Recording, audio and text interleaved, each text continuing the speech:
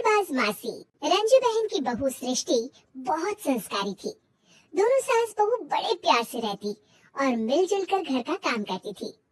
पर ये बात कईयों को तो अच्छी लगती, लेकिन कई लोगों को तो जलन का कारण बन गई थी। एक दिन सृष्टि से मिलने उसकी सहेली घर आती है। अरे सृष्टि, तू तो बड़ी अच्छी लग रही है। यहाँ तो घर का सारा काम करते करते हालत ही खराब हो जाती है। अपने ऊपर ध्यान देने का वक्त ही नहीं मिलता।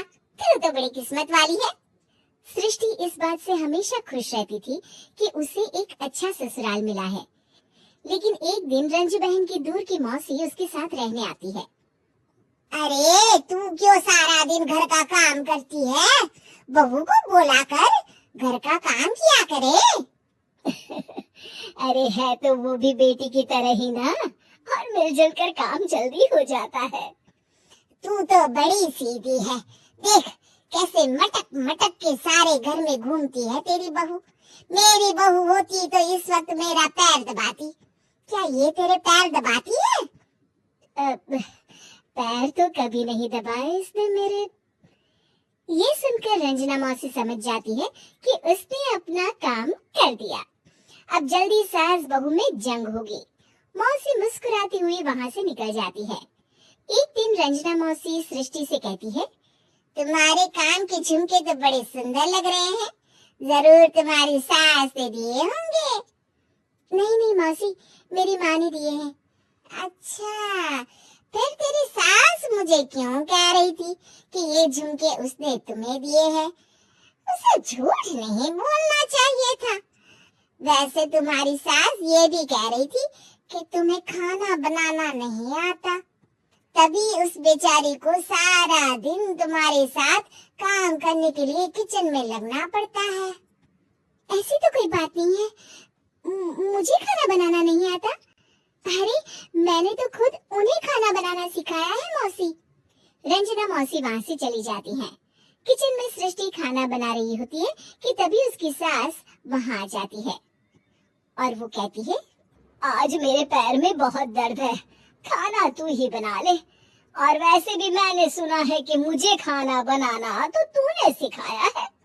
हाँ माँ जी, सुना तो आपने सही है। वैसे मैंने भी बहुत कुछ सुना है, लेकिन क्या बोलूं। दोनों सास बहू को झगड़ते देख बाहर खड़ी रंजना मौसी मुस्कुराने लगती है। बड़ी आई थी प्यार से रहने वाली। इन्हें कोई बताए, सास कभी माँ नहीं बन सकती, ना ही कभी बहू बेटी। शाम को रंजना मौसी सृष्टि को बुलाती है। अरे सृष्टि बेटा, जरा एक कप चाय तो दे दे। मौसी, चाय आप माँ जी से ही ले लीजिए, मैं किचन में पैर भी नहीं रखूंगी। वैसे भी मुझे कहाँ आता है चाय बनाना।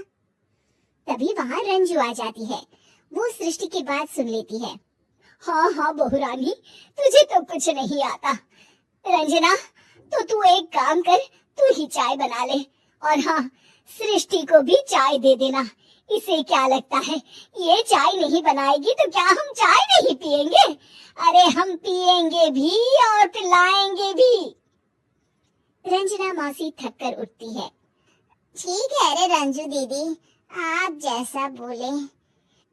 रंजना चाय बनाकर लाती है और सोफे पर बैठी सृष्टि और रंजू को चाय देती है। अच्छा, मैं थोड़ा मंदिर तक जा रही हूँ, रात में देर हो जाएगी आने में।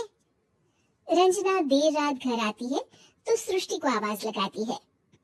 अरे बहू रानी, कुछ खाने को तो दे दे, बहुत जोर से भूख लगी है। मैंने कोई खाना वाना नहीं बनाया मौसी।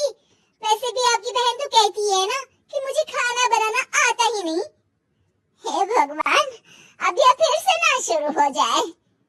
तभी वहाँ रंजू आ जाती है। रंजू, आज खाना तुम ही बना लो, और हाँ, थोड़ा खाना सृष्टि को भी दे देना, ताकि इसे भी पता चले कि हमारे यहाँ खाने का स्वाद क्या होता है। रंजना बेचारी किचन में जाकर पूरे घर का खाना बनाती है। जब वो खाना बनाकर बाहर निकलती है तो सास बहू टेबल पर बैठकर उसका इंतजार कर रही होती हैं। लाओ लाओ रंजू, जल्दी खाना लाओ, बहुत जोर की भूख लगी है। सास बहू खाना खाकर अपने अपने कमरे में चली जाती है। अगले दिन सुबह रंजू रंजना के कमरे में जाती है। अरे रंजू, अभी तक सो रही हो? जरा नाश्ता तो बना दो। तुम्हें तो पता है ना कि बहू आजकल किचन में पाँव भी नहीं रखती। पता नहीं किसने उसके कान भरे हैं। चलो अब उठो और नाश्ता बनाओ। और हाँ, सृष्टि को भी दे देना खाने के लिए। अरे उसे भी तो पता चले कि हमारे घर का नाश्ता कैसा होता है। मैं नीचे जा रही हूँ, जरा जल्दी वक्त पर आ जाना। हाँ। रंजना नीचे उतरती है और उसके हाथ में सूटकेस होता है। अरे रंजू, कहाँ जा रही हो? नाश्ता नहीं बनाओगी? अरे मौसी, बहुत जोर की भूख लगी है, नाश्ता अभी तक नहीं बना। अरे मैं कुछ नहीं बनाऊंगी, मैं तो घर जा रही हूँ। तुम सास बहू के चक्कर में मेरी तो कमर ही टूट गई। अरे अरे मौसी, कहाँ जा रही हो? तुम चली जाओगी तो हम सास बहू को खाना कौन खिलाएगा? रंजना मौसी भागते हुए कहती है, अरे मेरे बस की नहीं है, मुझे माफ करो, मैंने तो गलती कर दी तुम दोनों के बीच में झगड़ा लगाकर। रंजना मौसी के जाने के बाद रंजू सृष्टि से कहती है, बढ़िया आई थी हमारे बीच लड़ाई लगवाने वाली। अरे कौन कहता है कि सास माँ और बहू बेटी नहीं बन सकती? सही कह रही है माँ, अगर ऐसे भड़काने वाले लोगों से दूर रहा जाए तो हर सास माँ और हर बहू बेटी बन सकती है।